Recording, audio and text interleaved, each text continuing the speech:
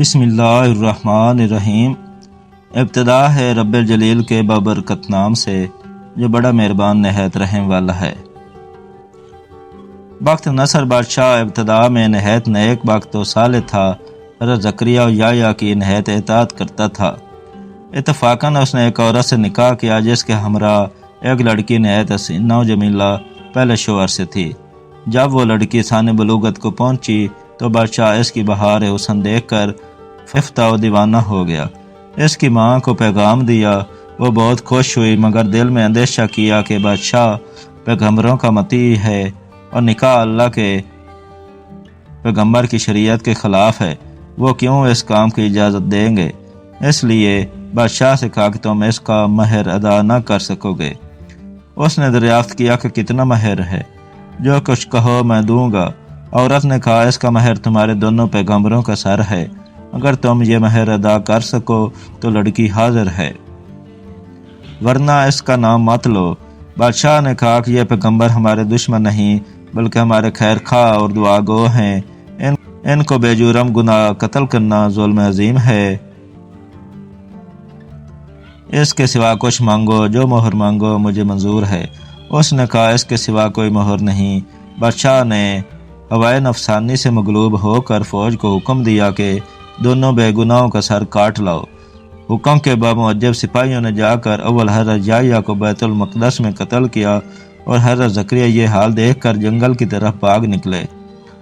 فوج پیچھے ہوئی اور شیطان نے ان کی رہنمائی کی۔ جب سپاہیوں نے دبایا اور گھیر لیا تو حضرت زکریا نے ایک درخت سے التجا کی کہ مجھ کو اس وقت پناہ دے۔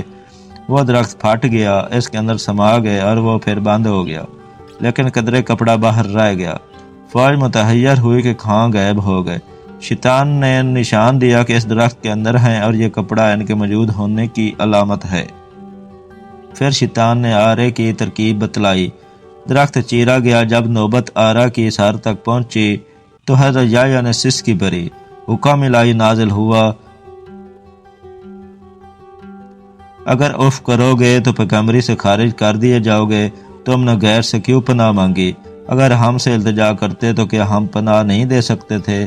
اب اس کا مزہ چکھو اور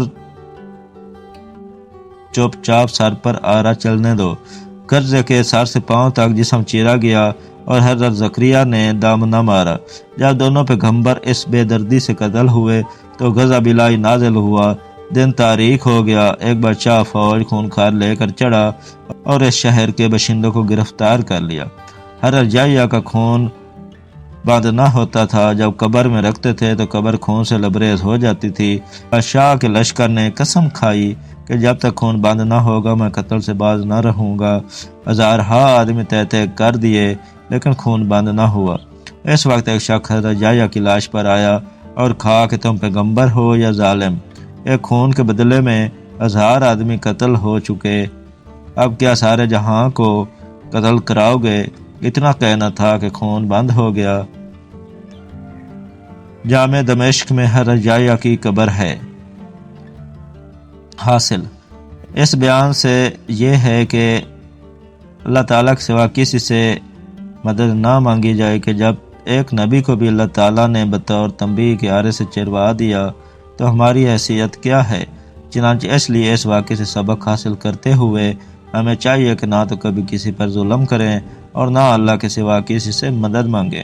اللہ تعالیٰ ہم سب کو عمل کرنے کی توفیق عطا فرمائے، آمین یا رب العالمین۔ جزاک اللہ۔